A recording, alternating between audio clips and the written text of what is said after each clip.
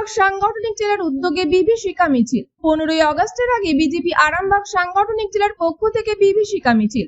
এদিন আরামবাগের দৌলতপুর জেলা কার্যালয় থেকে গৌরহাটি মোড় পর্যন্ত এই মিছিল অনুষ্ঠিত হয়। প্রত্যেককে হাতে জাতীয় পতাকা তেরঙ্গা বরণে সুসজ্জিত হয়ে ওঠে এই মিছিল। এদিন এতে উপস্থিত ছিলেন আরামবাগ সাংগঠনিক জেলা বিজেপির সভাপতি সুশান্ত কুমার বেরা, বিধায়ক মধুসূদন বাগ, কাউন্সিলর বিশ্বজিৎ ঘোষ সহ একাধিক কার্যকর্তা থেকে নেতা নেতৃত্বরা কি বললেন শোনাবো আপনাদের। আরামবাগ থেকে সুমন চক্রের report, prime press Bengal news.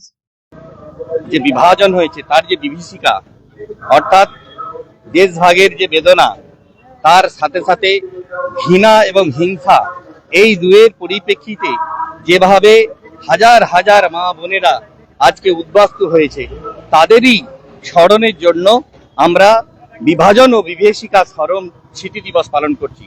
আর সেই উদ্দেশ্যেই আজকে আমাদের মৌন মিছিল।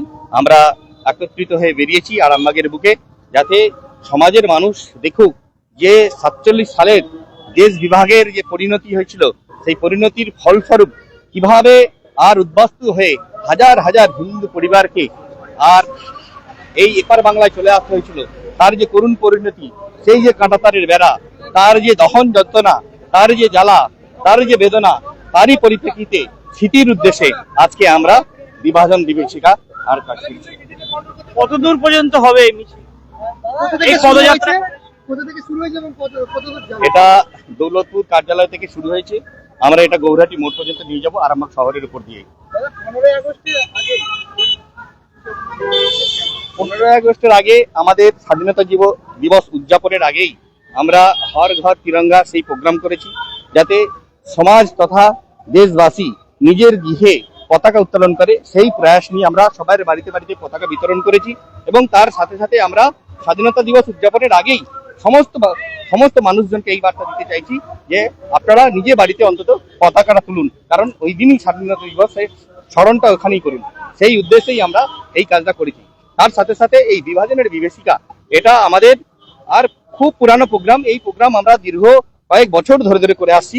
এটা করা হচ্ছে শুধুমাত্র বিভাজন আর বিভীষিকার স্মৃতির উদ্দেশ্যে, যাতে করে ওইখানের যে ঘটনা ঘটেছিল, আজকে যারা উদ্বাস্তু হয়েছে, বাড়ি ছাড়া হয়েছে, যারা দেশ ত্যাগ করেছে, তাদের জীবন কাহিনী, সেই জীবন কাহিনী স্মৃতিচারণ করার জন্যই আজকে আমরা এখানে সকলে একত্রিত হয়ে নীরব মিছিল অর্থাৎ মৌন মিছিল পালন করছি। 15ই আগস্টের আগে 14ই আগস্ট, আমাদের 1947 সালের 14ই আগস্ট ছিল আমাদের কাছে একটা মানব ইতিহাসের একটা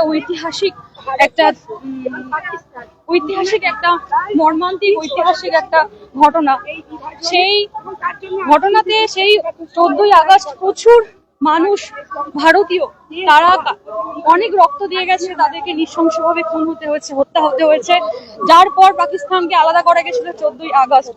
এবং আমরা সেই সব শহীদদের এবং সেই সব বীরদের উদ্দেশ্যে আজকে আমাদের এই মৌন মিছিল আরামবাগ সাংগঠনিক জেলার পক্ষ থেকে, সেই সব বিপ্লবীদের উদ্দেশ্যে এবং যারা বাস্তুহারা হয়েছিল। বাস্তুহারা হলো মানুষের জীবনে একটা সব থেকে বেদনাদায়ক ঘটনা। সেই বাস্তুহারা যারা হয়েছিল এবং যাদের প্রাণ দিতে হয়েছিল বলিদান, সেই সব মানুষদের উদ্দেশ্যে, সেই সব বিপ্লবীদের উদ্দেশ্যে আজকে আমরা আরামবাগ সাংগঠনিক জেলার প্রত্যেকটা মানুষ আজকে এই মৌন মিছিলে হাঁটছি এবং তাদেরকে আমরা আজকে স্মরণ করছি। তাদের সেই নাম, তাদের সেই রক্ত আমরা কোনোদিনও ভুলবো না। সেই রক্তের প্রতিদানের জন্য আমরা দিনের পর দিন তাদেরকে শ্রদ্ধা করব, জ্ঞাপন করব এবং প্রত্যেকটা মানুষ আনাচে কোনাচে এই বিপ্লবীদের যে রক্ত বলিদানের কথা, তাদের প্রাণ বলিদানের কথা, তাদের বাস্তুহারার যন্ত্রণা, আমরা যেন আমাদের যন্ত্রণা মনে করে তাদেরকে সম্মান করব, তাদেরকে স্মরণ করব। এইভাবেই চলতে থাকে। এটা ভারতবর্ষের মানুষ চাননি, কিন্তু হয়েছে। এটা সত্য যে দেশটা ভাগ হয়েছে এবং দেশটা ভাগ হয়েছে সম্পূর্ণ ধর্মের উপর ভিত্তি করে বিভাজনটা হয়েছে। এই বিভাজনটা মুসলিম লীগ চেয়েছিলেন এবং মুসলিম লীগ যাওয়ার পরে পরবর্তীকালে যখন মাউন্ট ব্যাটেন পরিকল্পনা, ইংরেজরাও চাইলেন যে দেশটাকে ধর্মের ভিত্তিতে দুটো ভাগে ভাগ করে দিই। সেই দুটো ভাগে ভাগ করে দেওয়ার ফলে আমাদের যে যন্ত্রণা, অত্যাচার, ধর্ষণ, খুন, মানুষ নিখোঁজ হয়ে যাওয়া, সেটা আমাদের কাছে যন্ত্রণার এবং বিভীষিকার। সেই কারণে মোদিজির নেতৃত্বে 2021 সাল থেকে এটাকে আমরা বিভাজন বিভীষিকা স্মরণ দিবস হিসেবে পালন করে আসছি। এটা সত্যিই ভারতবাসীর কাছে একটা যন্ত্রণা এবং কষ্টের।